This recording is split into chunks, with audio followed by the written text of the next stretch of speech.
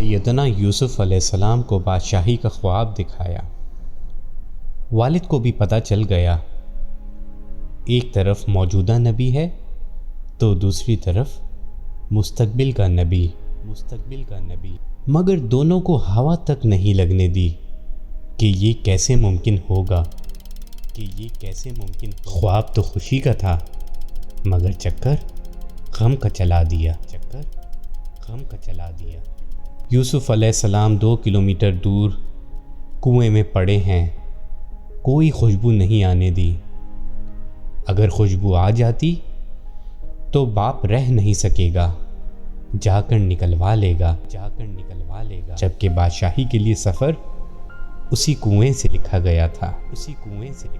اگر اللہ سمجھا بھی دے گا تو بھی اخلاقی طور پہ بہت برا لگتا ہے کہ ایک باپ اپنے بیٹے کو بادشاہ بنانے کے لیے اسے کنویں میں ڈال کر درخت کے پیچھے سے جھانک جھانک کر دیکھ رہا ہے کہ قافلے والوں نے اٹھایا یا نہیں۔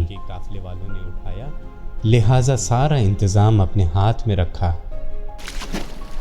اگر یوسف علیہ السلام کے بھائیوں کو پتہ ہوتا کہ اس کنویں میں گرنا بادشاہ بننا ہے اور وہ یوسف علیہ السلام کی مخالفت کر کے اصل میں اسے بادشاہ بنانے میں اللہ کی طرف سے استعمال ہو رہے ہیں، تو وہ ایک دوسرے کی منتیں کرتے کہ مجھے دھکا دے دو۔ یوسف علیہ السلام عزیز کے گھر گئے تو نعمتوں بھرے ماحول سے اٹھا کر جیل میں ڈال دیا۔ جیل کے ساتھیوں کی تعبیر بتائی تو بچ جانے والے سے کہا کہ میرا ذکر اپنے بادشاہ کے دربار میں کرنا۔ مگر مناسب وقت تک یوسف علیہ السلام کو جیل میں رکھنے کی اسکیم کے تحت شیطان نے اسے بھلا دیا۔ یوں شیطان بھی اللہ کی اسکیم کو نہ سمجھ سکا اور بطور پرزہ استعمال ہو گیا۔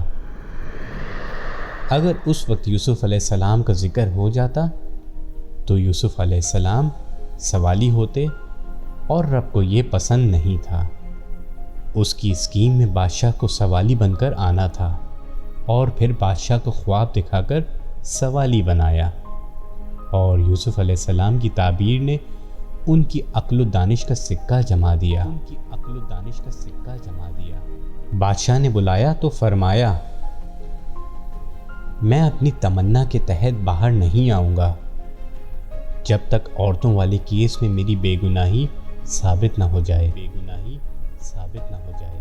چنانچہ عورتیں بلوائی گئیں، سب نے یوسف علیہ السلام کی پاک دامنی کی گواہی دی، اور مدعی عورت نے بھی جھوٹ کا اعتراف کر کے کہہ دیا کہ میں ہی غلطی پر تھی، یوسف بالکل سچے